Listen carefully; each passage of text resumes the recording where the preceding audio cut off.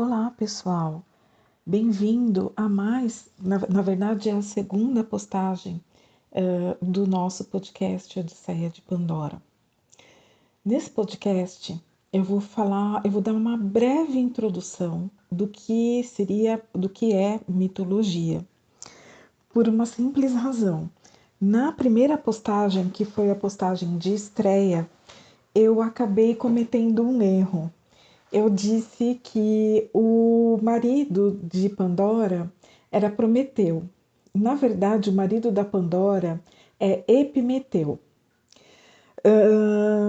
Eu ia dar uma introdução sobre o que é a mitologia e em seguida eu ia falar sobre o mito de Pandora. Eu ia narrar mesmo o mito de Pandora, mas eu achei que ia ficar muito extenso. E o objetivo do meu canal e do podcast é falar, dizer as coisas de maneira bem em doses bem homeopáticas. Então, nesse episódio, eu vou falar somente sobre o conceito de mitologia, para dar uma ideia para vocês sobre esse conceito. Eu verifiquei que no YouTube tá cheio de vídeos que falam sobre isso, mas como o nosso objetivo aqui é estudar, é conhecer, então eu vou fazer o meu. Eu vou fazer o meu vídeo, a minha parte, tudo bem? Então, sem mais delongas, vamos iniciar. Sabe aquelas cenas de filmes, geralmente aqueles filmes mais antigos, que a gente, onde há um pajé ou um xamã que está reunido com a tribo, geralmente em redor de uma fogueira, e ele está contando uma história? Então, gente, provavelmente essa história que ele está contando é um mito. Em poucas palavras, mitologia é o estudo de um conjunto de mitos, ou seja, um conjunto de mitos. São vários mitos que a cultura de um povo produz para explicar o mundo ao seu redor. Ou seja, são histórias ancestrais, essa palavra é muito importante, que foram passadas em sua maioria através da tradição oral. Então, assim, é tão ancestral que a criação dos mitos ela passou a existir antes do ser humano criar a escrita, ok? E essas histórias elas não se perderam após o surgimento da escrita também. E esses mitos, eles explicam os fenômenos naturais, os costumes daquele povo, a origem dos deuses, a criação do mundo, a criação do planeta Terra, os heróis daquela sociedade ao qual aquele mito pertence e muito mais. Sim, os mitos, eles são narrativas que explicam a origem de tudo, a origem do universo, do cosmos, assim, do surgimento dos planetas, do Sol, da Terra, da Lua, tendo como base principal a formação e a manutenção religiosa de um determinado povo. Mas não só religiosa. Os mitos geram comportamento, eles ajudam a justificar costumes, regras sociais, valores morais, dar respostas sobre a vida, a morte, a natureza, o cosmos, o comportamento das pessoas, como já foi dito, quase todas as respostas que aquela sociedade necessitava para explicar o mundo. Então foi a primeira maneira, provavelmente foi a primeira maneira que o ser humano conseguiu criar para explicar tudo aquilo que estava ao redor deles. Naquela época não existia ainda a ciência. Então vamos mais ou menos assim imaginar. De repente choveu e após a chuva apareceu um arco-íris. Como assim? Por que apareceu aquele arco-íris? Qual a explicação que se dá para o aparecimento daquele arco-íris? Um outro exemplo. Por que uma pessoa ela está bem e de repente acontece alguma coisa que ela morre. Como que eu vou dar explicação para a morte? Como que eu vou dar explicação para o nascimento? Sim, explicação para o nascimento, para o nascimento. Porque as pessoas naquela época elas não conectavam, naquela época que eu digo é na pré-história, elas não conectavam o ato sexual à geração de uma criança e ao nascimento de uma criança. Então, como eles iam explicar isso? Está bem? Então, isso leva à pergunta: como surgiram os mitos? Os mitos, eles surgiram da necessidade humana de dar significado às coisas, dar ordem ao caos. Então, assim, imagina que você tem uma série de perguntas, uma série de questões e você tem que explicar aquilo. Então, você começa a criar histórias para dar uma explicação para aquele fenômeno. Explicar a origem de tudo de maneira simbólica, antes do surgimento da ciência ou da explicação racional das coisas. A ciência ela vai surgir muitos e muitos e muitos séculos depois. Primeiro vieram os mitos, está bem? O mito é uma história sagrada, ou seja, os mitos eles estão conectados com a religião, entre aspas, que não seria exatamente religião, eles estão conectados a crenças. Em geral, esses mitos eles eram criados, contados e recontados pelos sábios das aldeias, que era uma figura religiosa também, entre aspas. Isto é, um pajé ou um xamã. Os mitos são os elementos essenciais de toda uma religião. Então, sim, aqui a gente está falando de religião, de histórias que surgiram há muito tempo atrás, bem antes do nascimento de Cristo, do surgimento do cristianismo, quando a maioria das religiões elas eram politeístas. Então, isso leva a crer que antes da gente ser monoteísta e antes do mundo, da maioria do mundo acreditar, ou ser cristão, ou ser muçulmano, enfim, acreditar num Deus único, toda a nossa base, todas as sociedades, elas foram politeístas. E os mitos, eles surgem em forma de história que abrangem crenças crenças, essa palavra também é muito importante, sobre a natureza humana. Então, por que a gente se comporta desse jeito? Ou por que uma mulher engravida? Ou por que a gente fica com raiva? Ou por que, enfim, ele vai dando respostas a todo esse questionamento. A natureza dos deuses, a criação do mundo, da terra, do sol, da lua, e cria uma conexão entre o sagrado e o profano. Aqui eu faço um parênteses também.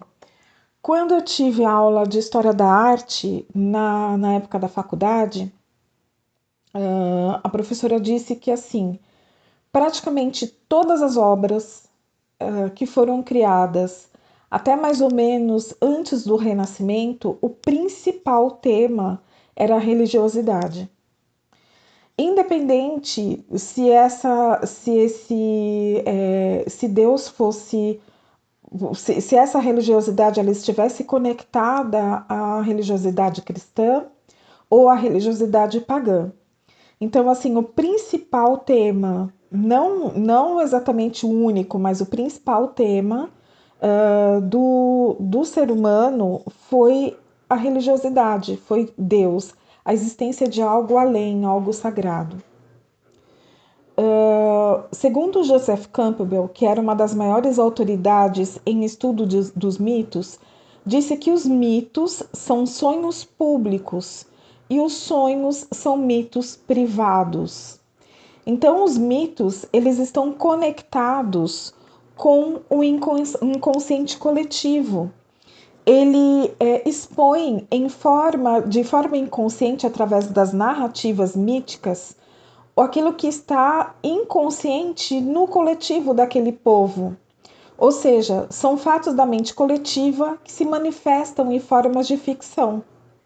Então, essas narrativas explicam a nós mesmos enquanto povo.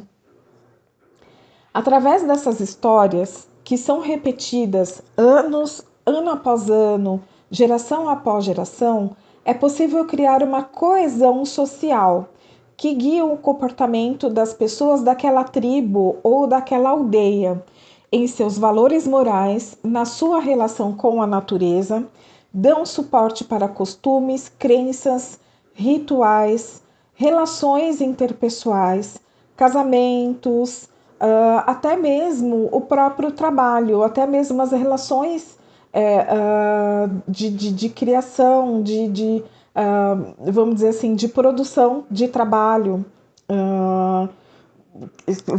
vamos se dizer assim. É um sistema de retroalimentação. Como assim? Quanto mais a gente fala sobre aqueles heróis, aqueles deuses, aqueles fenômenos, aquela criação, mais as pessoas daquela cultura se envolvem e criam obras que vão confirmar aquela crença. Esse sistema ele vai conferir uma identidade àquele povo que tem um determinado sistema mitológico. Isso quer dizer que muitos desses mitos foram responsáveis por determinar toda uma vida prática de um povo. Um exemplo é a criação do teatro grego. O teatro grego ele vai surgir dos cultos, das práticas de culto ao deus Dionísio. Um outro exemplo seria a utilização de ovos de Páscoa que vieram das festividades da entrada da primavera no hemisfério norte, e mais especificamente das festividades em homenagem à deusa Ostara. A gente pode ver essa deusa, tem uma série que ela foi baseada numa obra de um escritor. Depois eu coloco qual foi esse escritor, tá bem? Mas a deusa Ostara ela já foi citada em obras populares. Os mitos estão presentes na música, na arte, na arquitetura, na literatura, enfim, em todas as obras de arte produzidas por aquela sociedade. E muitas dessas obras elas reverberam até os nossos dias. Um exemplo é por que a gente usa bolo com velas para comemorar o nosso aniversário. Acredita-se que provavelmente esse costume ele surgiu na Grécia, ele tenha surgido na Grécia Antiga, em forma de oferenda à deusa grega Ártemis. Há muito tempo atrás, assistindo a série televisiva O Poder do Mito, onde Joseph Campbell, a gente vai falar muito sobre ele aqui, futuramente, aos poucos, conforme eu disse, em doses homeopáticas, tá bom, gente? Ele fala que a sociedade contemporânea, ela perdeu muito por não ter mantido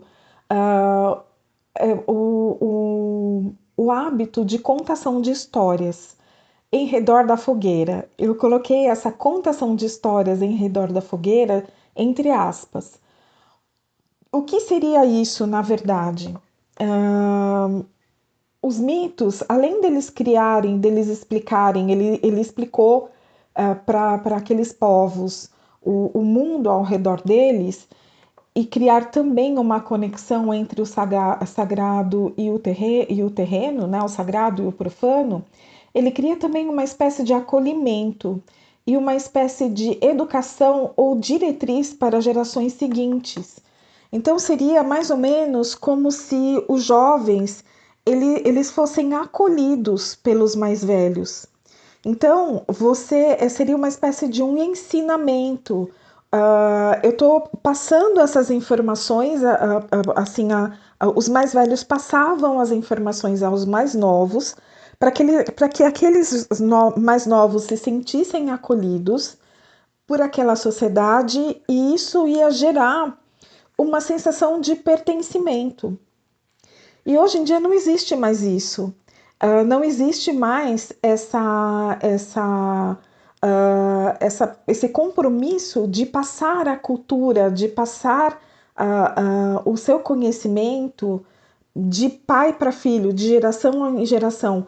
Esse conhecimento ele foi delegado em parte, assim, bem de maneira bem rasa pela escola, mas é muito mais complexo do que isso. E os jovens, tanto os jovens de hoje quanto daquela época, eles sofrem uma espécie de desconexão da sociedade a que eles pertencem. Então, gerando assim uma sensação de a pessoa ela fica perdida, e isso acaba gerando também a pessoa ela fica solta, ela não tem educação e em todos os sentidos e acaba gerando também uma espécie de delinquência na nossa sociedade. Então, pessoal, por hoje é só. Essa é uma breve introdução do que seria a mitologia, então reforçando a informação. A mitologia, ela é o estudo ou ela é o sistema de mitos que foram criados pelas sociedades. Todas as sociedades no mundo têm mitologia. Então, de norte a sul, de leste a oeste, toda aldeia, todo povo tem a sua mitologia. Não existe só mitologia grega, existe mitologia iorubá, existe mitologia grega, existe mitologia céltica, e da mitologia céltica existem variantes, existem mitologias nórdicas, e assim, eu estou sendo muito rasa na minha informação, tá bom? Naquilo que eu estou tentando passar para vocês. Futuramente a gente vai continuar com esse assunto. Espero que vocês tenham gostado e aguardo vocês no próximo episódio. Muito obrigada!